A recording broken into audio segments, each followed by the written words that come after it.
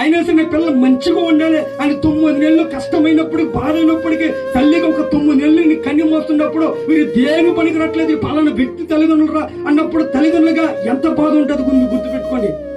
ఎంత దుఃఖం ఉంటుందండి. కన్నెందుకు తల్లిదండ్రులకి సర్టిఫారు. మరి నువ్వు తల్లిదండ్రులుగా నువ్వు బాధపడుతున్నప్పుడు మరి నిన్ను నీ కుటుంబం చూసినప్పుడు మరి ప్రభువుని యేసుక్రీస్తు వారికి ఎంత కన్నీరు కారుస్తాడు. ఒక తల్లిగా నువ్వు బాధపడుతున్నావు, ఒక తండ్రిగా నా పిల్లల జీవితం ఇలా అయిపోయింది అని అనుకున్నప్పుడు మరి నీ కోసం చనిపోయి, నీ కోసం కొరత కొట్టబడి, నీ కోసం మొహం మీద ఉమ్మేచబడి, నీ కోసం వాలీబాల్ తో నాకు ఏ విధంగా ఆడుకుంటాడు ఆ విధంగా కాదు తనబడి మరి ఆయన నీ బతుకు చూస్తున్నప్పుడు, నీ జీవన శైలి చూస్తున్నప్పుడు ఆయన బాధపడ్డండి. అంటే మనసు నీకు నాకు వరకు ఉంటుందా? ఆయనకుంటుందా మనసు?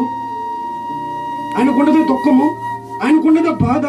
ఎందుకు నా పిల్లలు ఇలా అయిపోతున్నారా, బాప్టిజం తీసుకున్నారు, రక్షణలోకి వస్తున్నారు, ఇంకా చెడు వైపు వెళ్తున్నారు అని బాధపడండి. ఒకటి గుర్తు పెట్టుకోండి సంగమా, అవసరారా, మీరు లోకం నుంచి వచ్చిన వ్యక్తిలా మీరు